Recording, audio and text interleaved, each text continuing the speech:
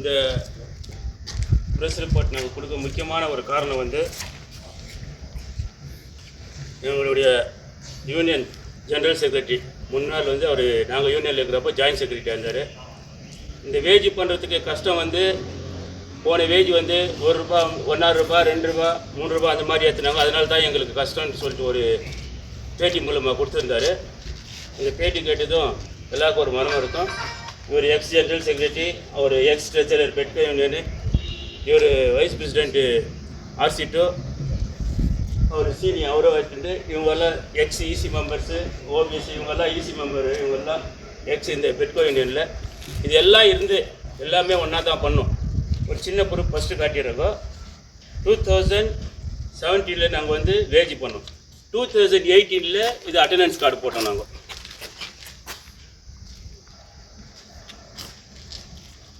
இந்த அட்டண்டன்ஸ் கார்டில் எங்களுடைய அச்சீவ்மெண்ட் என்னன்றதை போட்டுக்கிறோம். அச்சீவ்மெண்ட்டு அப்படியே 2017 வேஜ் ஆகிட்டு பிறகு 2000 வேஜுக்கு முன்னாடி எங்களுடைய பேமெண்ட் இதோ கொஞ்சம் ஜூம் பண்ணிங்க ப்ளீஸ்.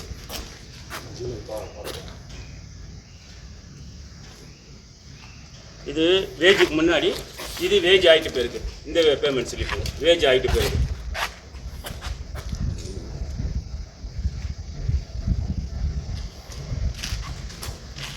வேஜுக்கு முன்னாடி நம்ம எக்ஸ்விபி சொன்ன மாதிரி வைஜுக்கு முன்னாடி எங்களுடைய பேமெண்ட் ஒரு நாளைக்கு ₹340 தான் ஸ்டேட் வேஜாக இருந்துச்சு.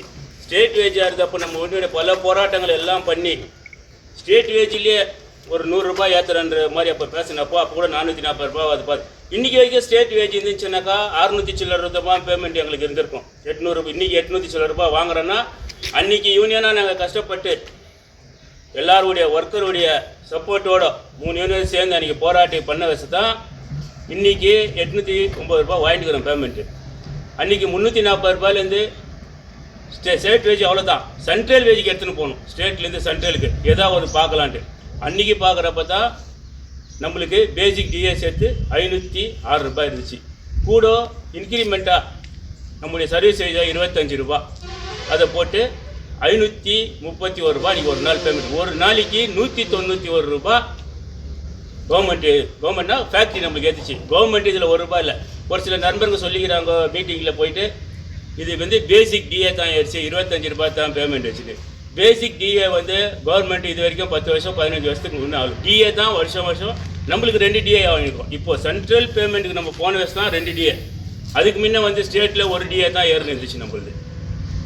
எவ்வளோ கஷ்டத்துக்குள்ள கழிச்சு இந்த ₹191 கொடுத்தது ஹிஸ்டாரிக்கல் அச்சீவ்மெண்ட்டுன்னு போட்டு அதில் அவர் பேரை கூட இருக்குது, ராஜா ஜாயின்ட் செக்ரட்டரின்னு போட்டுக்கிறாரு. அது எந்த காரணத்தினால என்ன யாருடைய நிர்பந்தத்தால் அவர் எப்படி சொன்னாரோ தெரில. ஆனால் அவருக்கும் தெரியும். இதை வாங்கிட்டு இருக்கிற இன்றைக்கி வரைக்கும் தொழிலாளிகளுக்கு எல்லாருக்கும் தெரியும். இருந்த போதிலும் அவர் பேட்டி கொடுத்ததுக்காக நாங்கள் இதை தெளிவுபடுத்தலான்றதுக்காகத்தான் இந்த நம்ம சகோதரர்களை எல்லாரையும் கூப்பிட்டு இன்றைக்கி ஒரு எல்லோரும் ஒன்றா சேர்ந்து எக்ஸ் ஆஃபீஸ் பேர் சிசி மெம்பர் எல்லாம் சேர்ந்து இதுக்கு ஒரு பேட்டி கொடுத்து நம்ம இது ஒர்க்கருக்கு தெளிவுபடுத்தலாம். இவ்வளோ நாள் ஆச்சு மறந்துட்டுக்கிறாங்க. ஒரு ஜாயின்ட் செக்ரட்டரியாக இருந்து அவரே ஹிஸ்டாரிக்கல் அச்சீவ்மெண்ட்னு ஒரு நோட்டீஸை போட்டு ஒரு அட்டண்டன்ஸ் கார்டு பிரிண்ட் போட்டுகிட்டே மறந்துட்டுக்கிறார் செய்தவர். ஒர்க்கரு பார்க்கலாம், அவங்களுக்கும் நம்ம தெளிவுபடுத்தலாம்னு சொல்லிவிட்டு அதே மாதிரி நாங்கள் அன்றைக்கி அக்ரிமெண்ட் பண்ணி வந்தப்போ பிரசிடென்ட் ஜெனரல் செக்ரட்டரி 2 பேர் சைன் போட்டாங்க, நாங்கள் போடல அப்படின்ற மாதிரி ஒரு யாருக்கோ சொல்லிக்கிறாங்க. இது அன்றைக்கி யார் போட்டாங்க அன்றைக்கி இருந்தவங்களுது அவங்களது எல்லாருதும் இருக்குது. இது ஏன்னா யாரும் எதுவும் சொல்ல முடியாது. இதை வச்சுக்கின்னு அவங்களும் சைன் போட்டான். இது நான் 2 பேர் போயிட்டு அக்ரிமெண்ட் பண்ண வந்தில்ல. இதில் இருக்கிற அக்ரிமெண்ட்டில் இன்னும் A to Z பேஜ் 1லேருந்து பேஜ் லாஸ்ட் வரைக்கும் ஒரு ஆஃபீஸ் பேருக்கும் தெரியும். யாரும் போயிட்டு ஒர்க்கர்கிட்ட பொய் பிரச்சாரம் பண்ணுறது வாங்க. எங்களுடைய இது என்னன்னாக்கா பெட்கோ யூனியனு எந்த யூனியன் 3 யூனியன் கோஆர்டினேஷனில் கூட யாரும் விரோதி இல்லை. ஆப்போசிட்ன்றது ஒன்று இல்லை. இதில் நாங்கள் கூட ஒரு குரூப் நிற்க வச்சாங்க. ஒரே இதில் இல்லை, அவங்க ஒரு இது பேட்ச் நிற்க வச்சாங்க. எலெக்ஷன் முடிஞ்சு ஆச்சு. யூனியன் இது வரைக்கும் 2 நாள் உள்ளிருப்பு போராட்டம் பண்ணாங்க. ஏற்கனவே ஒரு 1.5 நாள் இன்னும் உள்ளிருப்பு போராட்டம் பண்ணாங்க. 26 நாள் ஸ்ட்ரைக் பண்ணாங்க. இதில் இருக்கிறவங்க எல்லாமே முழு மனதாக ஆதரவு தெரிவித்தோம் யூனியனுக்கு. இது வரைக்கும் தெரிவிச்சுருக்கிறோம், இதுக்கு மேலே தெரிவிக்குவோம். யூனியன் எடுக்கிற முடிவுக்கு சப்போர்ட் பண்ணுவோம். ஆனால் யூனியன் வந்து பொய் பிரச்சாரம் பண்ணாத, என்ன நடந்துச்சு அதை சொல்லணும். 26 நாள் ஸ்ட்ரைக் பண்ணோம். 26 நாள் ஸ்ட்ரைக் பண்ணி மேனேஜ்மெண்ட்டு நெக்ஸ்ட்டு கூப்பிட்டுறாங்க. கூப்பிடலனாக்கா டெஃபர் தான் பண்ணி வந்துக்கிறோம், நாங்கள் வாபஸ் வாங்கலன்னு இட்டுன்னு வந்து 6 மாதம் ஆச்சு. இது வரைக்கும் என்னான்றதே தெரில. யாராவது கேள்வி கேட்டாங்கன்னாக்கா அவங்க ஆப்போசிட் குரூப்பு. நானும் யூனியனில் இருக்கிறப்போ கேட் மீட்டிங், மாதத்துக்கு 2 மாதத்துக்கு ஒரு வாட்டி வந்து ஷாப் மீட்டிங், அப்போ 1000 பேர் கேள்வி கேட்கும். அவங்களாம் நாங்கள் எதிர்கட்சி எது ஆப்போசிட் அணினெல்லாம் சொல்ல. இன்றைக்கி யார் கேள்வி கேட்டாங்களோ அவங்க வந்து ஆப்போசிட் அணியெல்லாம் ஆகாது. கேட்குவான். 26 நாள் வெளியே நின்னான். நான் 2014 நாங்கள் பெட்கோ ஆரம்பித்து 2017 அக்ரிமெண்ட் போட்டோம். 2015 எட்டுன்னு வந்தவொடனே கூட நாங்கள் எம்ஓஎஸ் பண்ணோம். வெறும் 2 வருஷக்காரனை கூட எம்ஓஎஸ் பண்ணி வந்துக்கிறோம். அதே மாதிரி இன்றைக்கி நீங்கள் சொன்னீங்க என்னான்ட்டு ஸ்ட்ரைக் பண்ணுறப்போ, பிஃபோர் ஸ்ட்ரைக் அந்த ஒரு நாள் உள்ளக்கிறப்போ இங்கே இருக்கிற ஒரு தொழிலாளியும் எம்ஓஎஸ் பண்ணுறேன்னு, ஒரு தொழிலாளியும் இப்போ கான்ட்ராக்ட் ஆப்ரேட் ஆகட்டும், அவங்க டிசிஎல் ஆகட்டும், சப்கான்ட்ராக்ட் ஆகட்டும், இவங்க எல்லாமே வந்து 10 வருஷம் 8 வருஷம் பேச்சுவார்த்தை. நீங்கள் அன்றைக்கி எப்படி பேச்சு கொடுத்தீங்களோ உங்களுக்காக அவங்க 26 நாள் அவங்களும் கலந்துக்கினாங்க. அவங்கள எம்ஓஎஸ் பண்ணணும். அது பண்ணுறதுக்கு நாங்களும் வந்து உங்களை கேட்குவோம் கேள்வி, அவங்கள பண்ணலனாக்கா. அன்றைக்கி ஒரு வார்த்தை சொன்னீங்க, இந்த போராட்டத்தில் நிற்கிறவங்க யாருன்னா ஒரு நாள் நிற்க வச்சா கூட டோட்டலாக வெளியே நிற்க வைக்கணும். இன்றைக்கி 20 பேர் நிற்க வச்சு 2 மாதம் ஆச்சு. அவங்கள பற்றி ஒரு பேச்சு பேசல. நீங்கள் போயிட்டு அவன் 26 நாள் அவன் நீங்கள் ஸ்ட்ரைக்கில் கலந்துக்கினாலே அவங்க பேச்சை கேட்டுக்கின்னு 20 பேர் குடும்பம் இன்றைக்கி நடுத்தருவில் நிற்குது. அதுக்கு இந்த யூனியன் என்ன சொல்லுது? கோஆர்டினேஷன் நான் பர்மனெண்ட் ஒர்க்கர் கோஆர்டினேஷன் கமிட்டி என்ன சொல்லுது? இதை மாதிரி வந்து இவ்வளோ பிரச்சனைகள் இருக்குது. அதெல்லாம் பிரச்சனை கேட்டுன்னு போ. யார் கேள்வி கேட்குறானோ அவங்க மேலே போயிட்டு அவன் ஆப்போசிட் குரூப்பு அவன் ஆப்போசிட் பேசுகிறான்னு சொல்லாத. ஒர்க்கருக்கு நீ நல்லு செய். உங்கள் கூட நாங்கள் எல்லாம் நிற்கிறோம். இப்போ இல்லை, எப்பவுமே நிற்குவோம். இது நீங்கள் நாங்கள் சொல்ல, நாங்கள் வந்து எங்களால் முடிஞ்ச அன்றைக்கி 191 ரூபாய் பேமெண்ட் வரணும். பேப்பர் வேஸ்ட் கையில் சொன்ன அன்ஸ்கில்டுக்கு 1200 ரூபாய் வர்ற வரைக்கும் இந்த போராட்டம் ஒழியாதுன்னு சொன்னீங்க. இன்றைக்கி 35 ரூபாய் 40 ரூபாய் தான் மேனேஜ்மெண்ட் சொல்லிதான். பழைய ஆள் போய் 40 ரூபாய். நான் 10 ரூபாய் கூட பண்ண வந்தேன்ப்பா. இல்லாத உருவாக்கின்னு வந்தேன். அன்றைக்கி எம்ஓஎஸில் வந்து வெறும் டிசிஎல் தான் இருந்தது. கான்ட்ராக்ட் ஆப்ரேட் எம்ஓஎஸ் இல்லை. பெட்கோ யூனியன் 3 யூனியனை சேர்ந்து போய் எம்ஓஎஸ்னு ஒன்று எட்டுன்னு வந்தோம். 1 ரூபாய் கூட நாங்கள் பண்ணி வந்தோம். ஆனால் நீ சொன்னீங்க 1200 ரூபாய் அது இருக்கிற போராட்டம்ன்ட்டு. இன்றைக்கி எங்கே போச்சு அந்த 1200 ரூபாய் பேச்சு? அதனால் ஒர்க்கருக்கு நல்லது செய்ய வந்துக்கிறீங்க. நாங்கள் இருந்தோம். ஒர்க்கர் வந்து ஒரு புதுமையை எதிர்பார்த்தாங்களோ நாங்களும் வழிவிட்டு, நானும் ஜெனரல் செக்ரட்டரி எக்ஸைஸ் யாருமே எலெக்ஷன் நிற்காத போனோம். நீங்கள் நின்று ஜெயிச்சிங்க. அதுக்கான இது 2 வருஷம் ஆச்சு. 2 வருஷத்துல நீங்கள் என்ன செஞ்சுக்கிறீங்க? நல்லது சொல்லுங்கள். உங்களுக்கு எப்போ சப்போர்ட் யார் நீங்கள் பண்ணதுக்கு யார் எதிர்ப்பு தெரிவிச்சுக்கிறாங்க இந்த நீங்கள் கூட ஓப்பனாக சொல்லலாம். அதனால் யூனியனு என்ன முடிவெடுத்தாலும் நாங்கள் எல்லாமே சப்போர்ட் பண்ணுறோம். பொய் பிரச்சாரத்தை விட்டுட்டு ஒர்க்கருக்கு எல்லாம் வர்றது வந்து ஒர்க்கருக்கு நல்லது பண்ணுறது தான். அந்த நல்லதை செய்யுங்க. நாங்களும் உங்கள் கூட நிற்குவோம். அதனால் அந்த பழைய யூனியன் இதை தப்பு பண்ணிட்டு வந்துட்டாங்க. எங்கள் மேலே போயிட்டது அருண் சுரேஷோ ரமேஷன் தான் 2 பேர் தான் யூனியன் பிரசிடென்ட். அவங்க தான் எல்லாத்தையும் பண்ணோம். நாங்கள் வந்து 1 மாதத்துலேயே சீனியாரிட்டி பண்ணிவிடுவோம், 3 ரூபாய் ஏற்றி கொடுத்துடுவோன்றீங்க. 2 வருஷம் இது வரைக்கும் எதுவும் பண்ணல. ஒர்க்கர் கேட்கட்டும், நாங்களும் கேட்டுனுக்கிறோம். அது ஒர்க்கர் வந்து அவங்களும் கேட்குவாங்க. அவங்களும் பொறுமையாக இருக்கிறாங்க. ஒரு அளவுக்கு தான் ஒர்க்கர் கூட பொறுமையாக இருக்காங்க. அதுக்கு மேலே அவங்களும் கேள்வி கேட்குவாங்க. அப்போ பதில் சொல்கிற இடத்துல அவங்க இருக்கிறாங்க, நம்ம இல்லை. ஆனால் நம்ம வெயிட் பண்ணிட்டு வந்துட்டோம். அதனால் யூனியனுக்கு ஏற்கனவே இருந்து போன எக்ஸ் யூனியன் மேலே பழிய போகிறத விட்டுட்டு மேனேஜ்மெண்ட்டுக்கிட்ட எப்படி பேசுவோம். மேனேஜ்மெண்ட்டுக்கு ஒரு எக்ஸ் பிரசிடெண்ட்டாக, ex general secretary, ex vice பிரசிடெண்ட்டாக, எக்ஸ் ஆஃபீஸ் பேரர்ஸாக இங்கே இருக்கிறவங்கெல்லாம் நாங்கள் ஒரு வேண்டுதல் வைக்கிறோம். 1 வருஷம் 2 மாதம் ஆச்சு இது முடிஞ்சு. இது வரைக்கும் இவ்வளோ நாள் வேஜி போனதே இல்லை, எடுத்துகிட்டு போனதே இல்லை. 2017 வந்து மார்ச்சில் முடிஞ்சிச்சு. ஏப்ரலில் அப்படியே பேச்சுவார்த்தை நடந்துச்சு. ஆகஸ்ட்டில் செட்டில்மெண்ட் சைனாக போட்டாங்க. அரியர்ஸும் கொடுத்து கிஃப்ட்டும் கொடுத்துட்டாங்க. அதனால் வந்து யூனியனு உங்களுக்கு எகெனஸ்டாக போராட்டம் பண்ணுறோம், ஸ்ட்ரைக் பண்ணுறாங்க, இவங்க லஞ்ச் பை கட் பண்ணுறாங்கனாக்கா அது வீட்டில் இருக்கிறவங்க எப்படியோ நம்ம பண்ணுறோமோ போகமா பண்ணுறோமோ அதோடு தான்.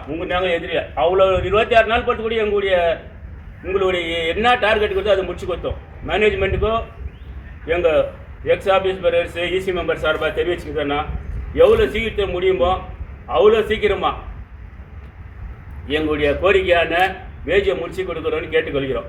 அப்படி இல்லைனாக்கா இந்த மாதிரி நாங்கள் இருக்க மாட்டோம். அடுத்த கட்டமாக நாங்களே சேர்ந்து வேறு என்ன போராட்டமோ இல்லை வேறு என்ன எது மூலியமாக இந்த வேஜ் முடிக்கணுமோ அதை முடிக்கிறதுக்கு எல்லா முயற்சியும் நாங்கள் எல்லாரும் சேர்ந்து எடுக்கணுன்றது மேனேஜ்மெண்ட்டுக்கு இந்த யூடியூப் வாயிலாக தெரிவித்துக்கிறோம். நன்றி, வணக்கம். சார், இவ்வளோ நேரம் நீங்கள் சொன்னது எல்லாம் ரைட்டு. இவங்களை இயக்கினுங்கிறது யார்? இந்த யூனியனை டெஃபர்மேட்டுன்னு ஒரு எக்ஸாம்பிளாகி தான் வந்து சொன்னது. இவங்க வாயிலேருந்து யாரும் வரல.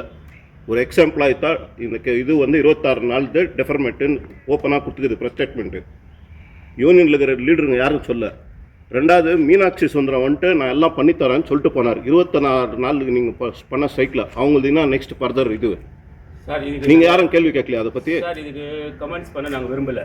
ஏன்னா அன்றைக்கி எதுக்கு ஆனரடி பிரசிடெண்ட்டாக மீனாட்சி சுந்தரம் தான் இருந்தார். நாங்கள் வேஜ் பண்ணுறப்ப இருந்தார். இப்போ நீங்கள் சொன்னீங்க எக்ஸ் எம்ப்ளாயி ஒருத்தர் தான் வந்து டெஃபர் பண்ணாருன்னு சொல்லிட்டு. இப்போ இருக்கிற யூனியன் வந்து டோட்டலாக அவங்கள தான் வந்து டிபெண்ட் பண்ணியிருக்காங்க. அது என்னத்துக்கு அங்கே இருக்கிறாங்கன்னு நம்மளுக்கு தெரியாதுங்க. நம்ம இப்போ வந்து அது கமெண்ட் பண்ண முடியாதுங்க. நம்ம எல்லாரையும் கேள்வி கேட்குறோம். கேள்வி கேட்குறது தான் எங்களுக்கு ஆப்போசிட் குரூப்பில் இப்போ கூட சொல்கிறோம். நாங்கள் ஒரு பொறுப்புள்ள ஒரு யூனியன் ஆஃபீஸ் பேரர்ஸாக இசி மெம்பர்ஸாக எல்லாரையும் கேள்வி கேட்குறோம். அது மீனாட்சி சுந்தரமாக இருக்கட்டும் இல்லைனாக்கா இது அவங்க நாங்கள் கேள்வி கேட்குற இடத்துல கூட அவங்க பதில் சொல்கிற இடத்துல இருக்கிறாங்க. நான் பிரசிடென்ட் இருந்தால் கூட அதே தான். என்ன கேள்வி கேட்குற இடத்துல ஒர்க்கர் இருந்தாங்க, நான் பதில் சொல்கிறேன். இன்றைக்கி நான் ஒரு ஒர்க்கர், நான் கேள்வி கேட்குறேன். அவங்க பதில் சொல்லி ஆகணும். மீனாட்சி சுந்தரம் கிட்ட எல்லாமே அன்றைக்கி வந்து 26 நாள் ஸ்ட்ரைக் பண்ண வச்சு தான் இன்றைக்கி நம்மளை கூப்பிட்டு பேச்சுவார்த்தை பண்ணுகிறாங்க. ஒரு மீட்டிங்க்கு வந்திருந்தார் மீனாட்சி சுந்தரம். இங்கே ஜாயிண்ட் ஆக்ஷன் கமிட்டி மீட்டிங்க்கு வந்திருந்தார். பிஎம்எல் நடந்துச்சு. அப்போ இதுக்கு உத்தரவாதம் கொடுத்துட்டு போயிருக்காருங்க. இந்த மாதிரி வந்து 26 நாள் நடந்தது தான் பேச்சுவார்த்தை. ஒரே மாதத்தில் பண்ணுறேன் தான் அவர் பேச்சு கொடுத்துட்டு போனார். 6 மாதம் என் கூட உண்மையா இது கண்டினியூ ஆகி இருக்குது. இதுதான் சார் நாங்கள் இப்போ கேட்டோம். ஸ்டேட் ஜெனரல் செக்ரட்டரியாக இருக்கிறவர் 6 மாதமாக இழுத்து அடிச்சுனுங்கம்மா இதுக்கு. அதுக்காகத்தான் நான் இன்றைக்கி நாங்கள் எல்லாம் ஒன்றா சேர்ந்து இது இவ்வளோ நாள் இப்படியே போயிட்டு இருக்குது. இப்போ கூட 6 மாதமாக நடக்காததுக்கு காரணம் எக்ஸ் ஆஃபீஸ் பேரர்ஸ் தான் ஒரு பழியை போட்டு சுற்றினுக்கிறாங்க. அவங்க எங்களுக்கு நாங்கள் கொடுக்கலப்பா, நாங்கள் எதுவும் கொடுக்கல, நான் கொடுக்கல, நான் நல்லா இல்லைன்னு தானே உன்னை தெரிஞ்சு எடுத்தாங்க. நீ பண்ணு, நான் கொடுக்கல. டாக்குமெண்ட்ஸ் எல்லாம் மிஸ்டர் ராஜசேகர் பிரசிடென்ட் கிட்ட நானே இப்போ எல்லா டாக்குமெண்ட்ஸும் எல்லாத்தையும் சப்மிட் பண்ணேன். கேஸ் ஷாப்பில் நான் வேலை செஞ்சப்போ கேஸ் ஷாப்பில் கொடுத்து அதுக்கான ஃபோட்டோலாம் கூட எடுத்து வச்சுக்கிறோம். நாங்கள் ராஜசேகர் கிட்ட ஹேண்ட் ஓவர் பண்ணோம். இப்போ கூட அவங்க வந்து இந்த டாக்குமெண்ட்ஸ் கொடுத்து சரி எந்த டாக்குமெண்ட்ஸும் பழைய யூனியன் கொடுக்கல. நீ புதுசாக 2 வருஷம் ஆச்சு இல்லையா, இன்னும் பழைய கதையை சொல்லாத. ஒர்க்கருக்கு என்ன பண்ணும் எங்களுக்கு இப்போத்துக்கு ஒர்க்கர் எங்களுக்கு நாங்கள் ஒரு எக்ஸ் ஆஃபீஸ் பேரர்ஸாக இசி மெம்பராக மீனாட்சி சுந்தரம் யாரும் தெரியும், அந்த எக்ஸ் எம்ப்ளாய் யாரும் தெரியும். ஒர்க்கர் வந்து மீனாட்சி சுந்தரத்திலே நம்பலை, எக்ஸ் எம்ப்ளாயும் நம்பலை. ஒர்க்கர் முழுசாக நம்பினுக்கிறது அவங்களால ஓட்டு போட்டு தேர்ந்தெடுக்கப்பட்ட ஆஃபீஸ் பேரர் யூனியன் லீடருங்களை தான் தேர்ந்தெடுக்கிறாங்க. வேற ஒருத்தர் சொன்னாங்க இதெல்லாம் எங்களுக்கு வேணாம், நீங்கள் முன்னே நின்று அவங்களுக்கு எப்படின்னா சப்போர்ட் யூஸ் பண்ணிங்க, நீங்கள் முன்னே நின்று எங்களுக்கு இந்த வேஜை நீங்கள் முடிச்சு கொடுக்கலாம். இவ்வளோ பேர் நாங்கள் சேர்ந்து நாங்கள் கையில் எடுத்து நாங்கள் எதுக்குன்னா போகாட்டி தான் இருப்போம். அந்த நிலைமைக்கு போகாத நீங்கள் முடிச்சு கொடுப்பீங்கிற நம்பிக்கை எங்களுக்கு இருக்குது. சார், லாஸ்ட் டைம் எம்பி வந்தப்போ கூட சொன்னாங்க, போராட்டம் பண்ணாங்க, வந்தோம், கூப்பிட்டாங்க, வந்தோம், மறுபடியும் யாருமே எங்களை தொடர்பு கொள்ளலை, அவங்க பாட்டு இருக்கிறாங்க, நீங்கள் கொஸ்டின் ரேஸ் பண்ணுறதால நாங்கள் என்ன பண்ண முடியுன்ற மாதிரி வருத்தமாக சொன்னாங்க. ஆமாங்க சார், நான் கூட அந்த பேட்டியை பார்த்தேன். நம்ம எம்பி மல்லேஷ் பாபு சார் சொன்னது கேள்வி நானும் பார்த்தேங்க. அந்த பேட்டியை பார்த்தேன், அவரே சொல்லியிருந்தாருங்க.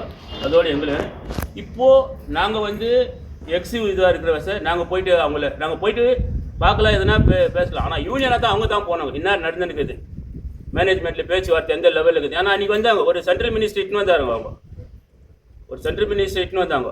சென்ட்ரல் மினிஸ்டர் கூப்பிட்டு இவங்க உள்ளே போகாதுங்க. அடுத்த நாள் அவங்க எந்த ஒரு நிர்பந்தத்தில் போனாங்கன்னு இன்னும் ஒர்க்கருக்கு யாருக்குமே தெரியாது. ஒர்க்கர் வந்து இன்னும் 2 மாதம் இருந்தால் கூட போராட்டத்துக்காக தான் இருந்தாங்களே தவிர யாரும் உள்ளே போன யாரையும் நிர்பந்தம் பண்ணல. ஒரு சென்ட்ரல் மினிஸ்டர் 170 பப்ளிக் செக்டருக்கு ஒரு பெரியவர் அவர் சொல்லியிருந்து போகல. அது என்னத்துக்கு போகலன்னு நமக்கு தெரியாதுங்க. ஆனால் ஒரு 2-3 நாள் கழிச்சு திருப்பி உள்ளே வந்தாங்க. அது யார் நிர்பந்தத்தில் வந்தாங்கன்னா நம்மளுக்கு தெரியாதுங்க. இல்லை, யூனியன்லேயே ஒரு யூனியனு இன்னும் அவங்கள எம்பியும் சென்ட்ரல் மினிஸ்டர் டச்சில் இருக்கிறாங்க. ஹெச்என்பியில் இருக்கிறவங்க அவங்க தான் அவங்ககிட்ட இப்போ கூட லிங்க்கில் இருக்குது. இவங்க இப்போ இருக்கிற யூனியன் லீடருங்க யாரும் போக மாட்டேன்றாங்க. காரணம் என்னன்னு உங்களுக்கு எதனா இது இருக்குங்களா? பல காரணங்கள் இருக்கலாம் சார். அவங்களுக்குள்ள ஏதாவது நம்மளுக்கு அது எதுவும் அவங்கள நம்ம கமெண்ட் பண்ண முடியாது இல்லைங்களா. ஹெச்என்பிக்கார அன்னிலேருந்து அவங்க வந்து எந்த ஒரு யூனியன் இருந்தால் எந்த இது இருந்தாலும் எம்பி இதுக்கு முன்னே இதாக இருப்பார். முன்சாமி அவர்கிட்டயும் போயிருந்தாங்க, எம்எல்ஏ கிட்டே போகிறாங்க, எல்லாருக்கிட்டையும் போகிறாங்க. இவங்க அது எதுக்காக போகலன்னு தெரியல. ஆனால் அன்றைக்கி வந்து நம்மளுக்காக பேசணும் எம்பி கிட்டே போகல. அவரே வருத்தப்பட்டுக்கிறார். நான் இவ்வளோலாம் பண்ணிட்டு என்னை வந்து கேட்கல, இவங்க வந்து நான் வரலன்றாங்க. நான் ராஜ்நாத் சிங் கிட்ட பேசின வச்சு தான் இன்றைக்கி வந்து பேச்சுவார்த்தை ஆயினுக்குதுன்ற அளவுக்கு அவர் சொல்லிக்கிறாரு. அதுக்கு வந்து யாரும் எதுவும் பண்ணல. சார் இப்போ இந்த இன்டர்வியூ எதற்காக நீங்கள் யூனியனுக்காகவா இல்லை தொழிலாளிக்காக? சார் யூனியனுக்காக இல்லை, முக்கியமாக இது வந்து தொழிலாளிக்காக தான். ஏன்னாக்கா தொழிலாளியே தெளிவுபடுத்தணும். ஏன்னா இப்போ இருக்கிற யூனியன் லீடருங்க வந்து எவ்வளோ பண்ணி வராங்க அமௌண்ட் என்னான்னு தெரியாது. நாங்கள் வந்து 8 வருஷத்துக்கு முன்னாடியே 191 ரூபா பண்ணி வந்தோம். அன்றைக்கி இருந்த நிலைமை.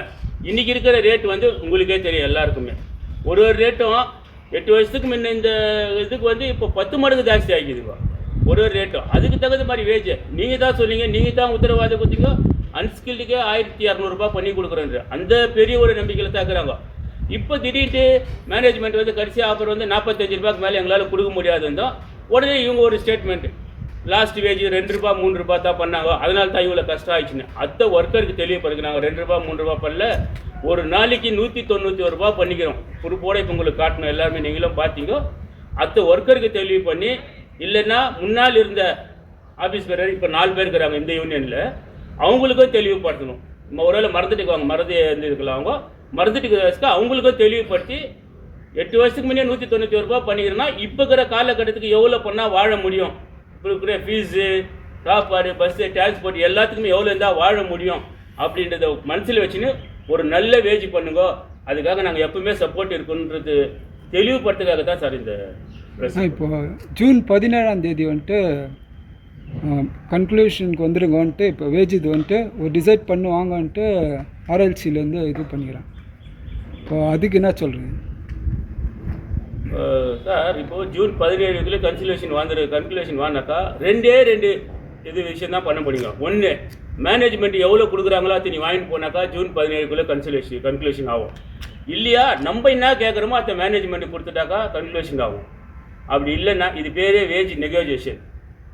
அவங்க 1 ரூபா சொல்லுவாங்க, நம்ம 10 ரூபாய்க்கு, நம்ம 100 ரூபா கேட்டால் மேனேஜ்மெண்ட் 1 ரூபா வருவாங்க. அது நீ ஜூன் 17 நம்ம எதிர்பார்க்குறது தொழிலாளி இப்போ எதிர்பார்த்துருக்குன்னா தெரியுமா, ஒரு நல்ல இது வேஜ் ஆகுது. வேஜ் முடிச்சுக்கிட்டியா எல்லாரும் ஒரு இது இல்லாத போகிறாங்க. கிராஜுவேட்டி ஆக்ட் நம்ம பண்ணி கொடுக்குறன்றதுக்காக இதை வந்து ஒரு லீடர், ஒரு தலைவரே சொல்லிக்கிறார், கிராஜுவேட்டி உனக்கு 5 லட்ச ரூபா வாங்கிக்கலாம், நான் என் கையை வெட்டிக்கிறேன். அவர் கையை வெட்டவேனா எதுவும் மாட்டவேனா, ஏன்னா அவருக்கும் குடும்பம் இருக்குது, ஒர்க்கருக்கு கிராஜுவேட்டி வாங்கி கொடு. உன்னை காலத்துக்கு நம்ம கேஜிஎஃப் தண்ணி மாதிரி ஒரு நன்றி விசுவாசம் யாரும் இல்லை. நம்ம சிஎம்டி சார் கூட ஒரு ரிக்வெஸ்ட் இது மூலிமா சனந்த ராய் சாருக்கு, இதுக்கு முன்னாடி இந்த பாஸ்கர் ராவ் சார் டிசிஎல் யூனியனுங்களுக்கு, டிசிஎல் காரங்களுக்கு எல்லாருக்கும் அப்பாயின்மெண்ட் கொடுத்தாரு. இன்றைக்கி கூட அவங்க ரிட்டையர்ட் ஆகிட்டு எல்லாம் போயிட்டாங்க. இன்றைக்கி கூட அவர் போட்ட ஒருத்தர் பூஜை அறையில் ஒருத்தர் ஆளில் தான் வச்சுக்கிறாங்க. அந்த மாதிரி ஒரு விசுவாசமான இதுங்க. அந்த மாதிரி இவர் கிராஜுவேட்டி வாங்கி கொடுத்தாருன்னா எல்லாருமே இவருக்கும் ரொம்ப ஒரு நன்றி கடனாக இருக்குவாங்க. சனந்த ராய் கூட சார் கூட சொல்கிறோம், அப்பாயின்மெண்ட் எடுக்கிறீங்க, எங்கள் வந்து வரீங்க எல்லாம் இருக்கிறோங்க. நாங்கள் கூட எல்லாமே ஐடிஐ அப்ரெண்டிஸ் முடிச்சுட்டு எங்களை வந்து நாங்கள் வந்து கான்ட்ராக்டாக வந்துடல, எங்களை எடுத்ததே மேனேஜ்மெண்ட்டு. எங்களுக்கு இஎஸ்ஐ பிஎஃப் நம்பர் கொடுத்தது மேனேஜ்மெண்ட்டு. ட்ரைனிங் சென்டரில் இட்டு ஒருத்தரையும் ஜீப்பில் வச்சுட்டு வந்தாங்க. எங்களை ட்ரைனிங் சென்டரில் தான் எங்களுக்கு ஏற்கனவே எல்லாருக்கும் பேட்ச் கொடுத்துருந்தாங்க. கான்ட்ராக்டில் யாரும் வரல. அப்புறமா ஒரே போயிட்டு 2008 எல்லாரையும் கான்ட்ராக்டில் எடுத்துன்னு போயிட்டு சேர்த்துட்டாங்க. அதனால் நாங்கள் கூட எல்லாருமே 150 ஹவர் ஜாப் கார்டு புக் பண்ணுறோம். எல்லாமே ஸ்கில்டு ஒர்க்கர் தான். இதுக்கு மேலே இருக்கிற எல்லாம் 50+, 40+க்கு மேலே கொஞ்சம் பேர் இருக்கிறாங்க. அப்பாயின்மெண்ட்டு ஒரு கர்டேசி பேஸில் என்எல்சியில் எப்படி 5 வருஷத்துக்கு முன்னே கூட அப்பாயின்மெண்ட் கொடுத்துட்டு அவங்கள வந்து கிராஜுவேட்டியோட வெளியே அனுப்புகிறாங்களோ, அந்த பெருந்தன்மையோட நீங்களும் எங்களுக்கெல்லாம் செய்தாக்கா அதுக்கான பலன் நீங்கள் 5000 கோடி இல்லை 10,000 கோடி கூட எடுத்துன்னு வந்தால் கூட அந்த டார்கெட்டை முடிக்கிற அளவுக்கு 50 வயசு மேலே ஆகிட்டா கூட இன்றைக்கி கூட 150 ஹவர் தான் புக் பண்ணுறாங்க ஒர்க்கர். அதில் எந்த மாற்றமும் இல்லை. அதனால் தயவுசெய்து எங்கள் இதையும் கன்சிடர் நீங்கள் பண்ணுவீங்க, இந்த ஒர்க்கர் இவ்வளோ கஷ்டப்பட்டுக்கிறாங்களா பண்ணுவீங்கன்ற நம்பிக்கையில் உங்களுக்கு எங்கள் எக்ஸ் ஆஃபீஸ் இசி மெம்பரு மிச்சம் வந்துருக்கிற ஒர்க்கர் சார்பாக கேட்டுக்கிறோம். எங்களையும் கன்சிடர் பண்ணி அப்பாயின்மெண்ட் எல்லாருக்கும் கொடுக்கணும்னு இந்த கமிட்டி சார்பாக கேட்டுக்கிறோம். சார் 26 நாள் ஸ்ட்ரைக் பண்ணாங்க இல்லைங்களா? கேஜிஎஃப் மீடியாவில் எல்லாரும், மீடியா சரி ப்ரெஸ்ஸில் எல்லாருமே சேர்ந்து சப்போர்ட் பண்ணியிருக்காங்க. நம்மள மீடியாவோ இவங்களால தான் அவங்களுக்கு டொனேஷனும் சரி எல்லாத்தையும் வந்தது. சில உங்களுக்கெல்லாம் 26 நாள் பேமெண்ட்டை கட்டாயிட்டு இருக்குது, கரெக்டுங்களா? அது வரவு செலவு அன்றைக்கி ஒரு போன மாதம் மீட்டிங்கில் நாங்கள் எல்லாம் கொடுத்துட்டுக்கிறோம், சரியாக போச்சுன்றாங்க. அது யாரும் நீங்கள் யாரும் கேட்கலையாத்தா? இல்லை சார், அவங்க வந்து எதுக்கு எவ்வளோ செலவாயிடுச்சுன்னு போட்டுக்கிறாங்க. ஒரு 2.5 லட்ச ரூபாய் ஏதோ மிச்சம் இருக்குது. ஒரு 25 மூட்டை அரிசி இன்னும் ஏதோ கொஞ்சம் கொடுத்துருக்குறாங்க, கணக்கு அவங்க கொடுத்துக்கிறாங்க. அது வந்து ஒரு நம்மளுக்கு குரூப் ஒன்று இருக்குங்க, அவங்க பெம்பல் நான் பர்மனெண்ட் ஒர்க்கர் குரூப்னு ஒன்று, வெட்கோ குரூப்னு ஒன்று வச்சுக்கிறாங்க. அந்த குரூப்பில் போட்டாங்க. மிச்சம் 2.5 லட்ச ரூபாய் இது இருக்கிற மாதிரி ஒரு 25 பேக் அரிசி இன்னும் அதெல்லாம் இருக்குதுன்னு சொல்லியிருக்காங்க. இது அவங்க கேட்டாங்க, நம்ம எல்லாரும் கேள்வி கேட்டாங்க என்ன ஆச்சு அந்த பைசான்றது. அப்போ கேள்வி கேட்குற அப்புறமா அவங்க வந்து இவ்வளோ ஆச்சு அப்படின்னு சொல்லிட்டு கணக்கு போட்டுக்கிறாங்க. அந்த 80 பேருக்கு மேலே இருக்கிறவங்களெல்லாம் மெயின்டெனன்ஸில் போட்டு தொடர்ந்து இது அப்படியே போயின்னு இருந்தது. அப்புறமா நான் என்ன பண்ணேன், 2015 ஒரு ஸ்ட்ரைக் ஒன்று பண்ணோம். கோஆர்டினேஷன் தலைமையில் RC2, HFU, EMD இந்த 3 டிவிஷனும் சேர்ந்து ஸ்ட்ரைக் பண்ணும்போது எங்களுக்கு டோல்கேட்கிட்ட பர்மிஷன் கிடைச்சிது. அந்த டோல்கேட்கிட்ட பர்மிஷன் கிடைக்கும் போது ஸ்ட்ரைக் பண்ணும்போது மேனேஜ்மெண்ட் என்ன பண்ணாங்க, உங்களுக்கு வந்து bus pass, canteen subsidy, school, college இதெல்லாம் கொடுத்துட்டு பேமெண்ட்டு ஒரு ஏப்ரல் மாதத்துக்கு மேலே நம்ம பேசலாம் அப்படின்ற மாதிரி சொல்லிட்டாங்க. அதுக்கப்புறமா என்ன ஆச்சுக்காதுன்னாக்கா இது இப்படியே தொடருது, இப்போ பேசுகிறேன் அப்போ பேசுகிறேன் அப்படின்ற மாதிரி. அந்த சப்சிடி எல்லாம் வரும்போது தான் நாங்கள் என்ன பண்ணோம், யூனியன்னு ஒன்று வந்த பிறகு யார் யாரெல்லாம் ஸ்டாப் பண்ணுறாங்க மார்ச் மாதத்தில் அதெல்லாம் நின்றுச்சு. ஒரே ஒரு கான்ட்ராக்ட் ஆப்ரேட்டர் கூட யாரை நிற்க வைக்கக்கூடாது அப்படின்ற மாதிரி ஒரு முயற்சி பண்ணி தொடர்ந்து எல்லாருக்கும் வேலை கிடச்சின்னு இருந்துச்சு. அதுக்கப்புறமா நம்மளை வழி நடத்துகிற பிரசன்னகுமார் சார் வந்து இறந்துட்டார். 2015 இறந்துட்டார், 12ஆம் மாதம். அதுக்கப்புறமா நம்மளுக்கு வந்து வழி நடத்துறதுக்கு ஆள் இல்லை. இருந்த போதெல்லாம் நம்மளுடைய டிமாண்டு மேலே நம்ம அடிக்கடிக்கு போய் பேச்சுவார்த்தை எல்லாம் பண்ணின்னு இருந்தோம். அதுக்கப்புறமா திரும்பி 2017 ஒரு பெரிய ஸ்ட்ரைக் ஒன்று பண்ணோம். அதுவும் கோஆர்டினேஷன் தலைமையில் தான் RC2, HFU, இங்கே EMD, அது இல்லாமல் இவர் நம்ம TCL சகோதரங்க எல்லாம் சேர்ந்து ஒரு முறை நம்ம 2017 ஸ்ட்ரைக் பண்ணோம். ஸ்ட்ரைக் பண்ணதுக்கு அப்புறமா நம்மளுக்கு என்ன பண்ணாங்க, கார்பரேட்டில் கூப்பிட்டு பேச்சுவார்த்தை பண்ணாங்க. உங்களுக்கு என்ன உங்களுடைய டிமாண்ட் என்னன்னு நம்ம சார்ட்டர் ஆஃப் டிமாண்ட் எல்லாம் கொடுத்தும் போது அவங்க என்ன பண்ணாங்க, அது வரைக்கும் நம்மளுக்கு வந்து ஸ்டேட் வேஜ் தான் இருந்தது. 2017 வரைக்கும் ஸ்டேட் வேஜ் தான் இருந்தது. 2017 ஸ்ட்ரைக் பண்ணதுக்கப்புறம் சென்ட்ரல் வேஜ் ஆச்சு. சென்ட்ரல் வேஜ் ஆகும்போது நம்மளுக்கு வந்து 340 ரூபாய் பேமெண்ட் இருந்தது. ஜூலை மாதம் நீங்கள் வேணா வெரிஃபை பண்ணிங்க. அக்ரிமெண்ட் ஆன பிறகு 506 ரூபாய் ப்ளஸ் ஒரு 25 ரூபாய் 531 ரூபாய் பேமெண்ட்டு ஐக்காச்சு. இந்த பேமெண்ட் ஐக்கு வந்து நாங்கள் வந்து அட்டண்டன்ஸ் கார்டில் போட்டுக்கிறோம், அதுக்கான ப்ரூஃப் அப்புறமா கொடுக்குறோம். அதுக்கப்புறமா school, college early 2 DA central wage பண்ணதுனால இயர்லி 2 DA கிடச்சிருந்து. அதுக்கப்புறமா சப்சிடி கூப்பன்னு அந்த கிஃப்ட் ஒன்று கொடுத்தாங்க. வேஜ் ரிவிஷன் பண்ணும்போது ஒரு கிஃப்ட் ஃபேன் ஒன்று கொடுத்தாங்க. Medical centre OPD, transport bus வசதி, ஷிஃப்ட் அலோன்ஸ் அப்போ தான் புதுசாக இன்ட்ரடியூஸ் பண்ணாங்க. செகண்ட் ஷிஃப்ட் 10 ரூபாய், தேர்ட் ஷிஃப்ட் 20 ரூபாய், இன்சூரன்ஸு 1.5 lakhs, ஆக்சிடென்ட் டெத் ஆனாக்கா 2 lakhs, போனஸ் வந்து without tax, minimum gate pass பண்ணோம், இது யூனிஃபார்மு, ஷூவு, பல்வேறு சலுகைங்களை நாங்கள் வந்து பெற்றுக் கொடுத்தோம். இப்போது இதெல்லாம் ஏன் சொல்கிறோன்னா, நம்ம லாஸ்ட்டு வீக்கு நீங்கள் பார்த்துருந்தீங்கன்னாக்கா பெம்மலில் ஒரு இன்டர்வியூ நடந்துச்சு.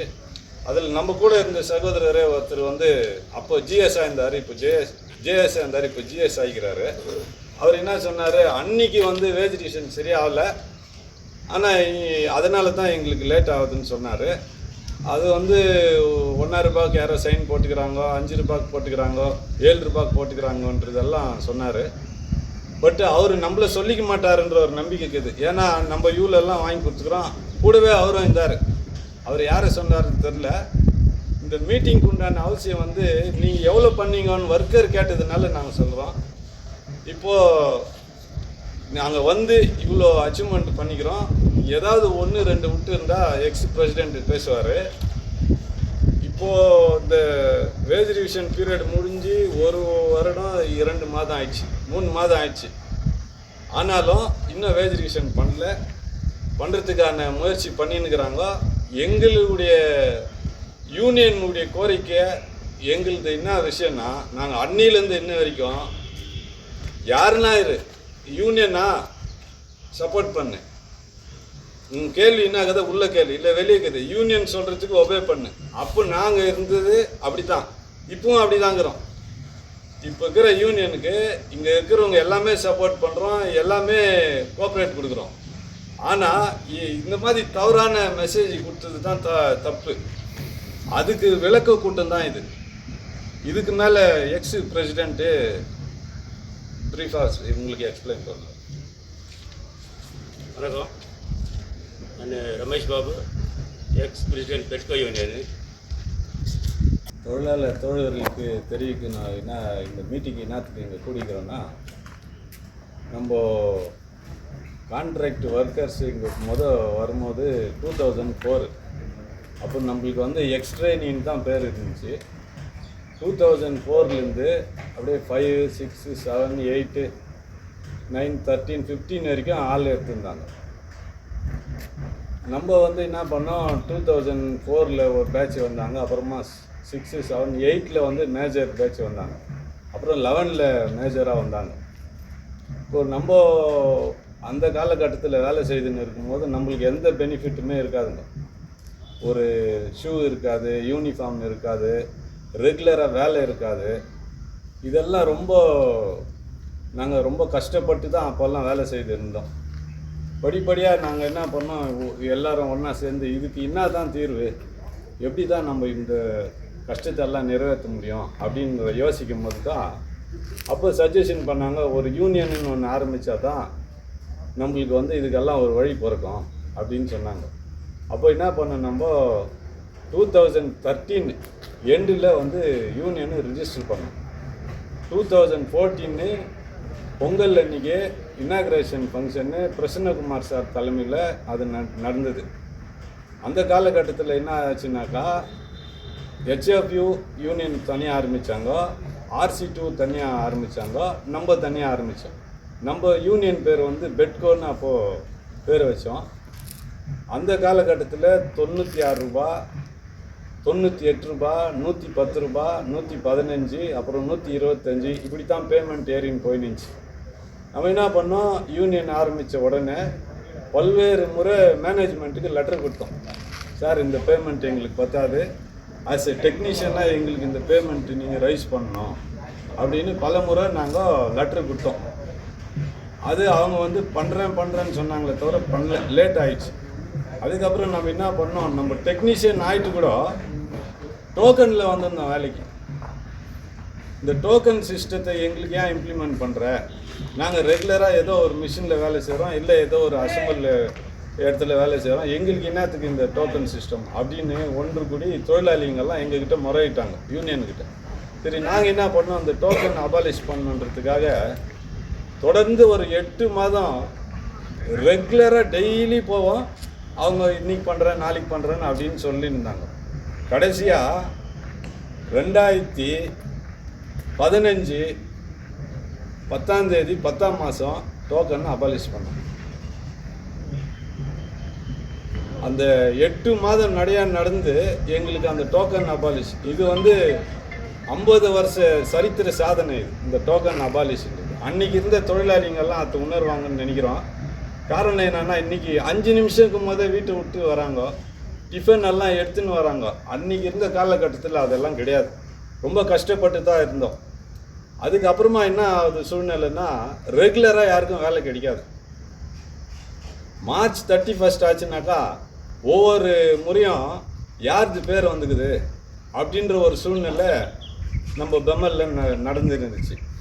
இது அப்படியே படிப்படியாக ஜாஸ்தி ஆக ஒரு 80 பேருக்கு மேலே ஆள் குறைப்பு பண்ணிட்டாங்க.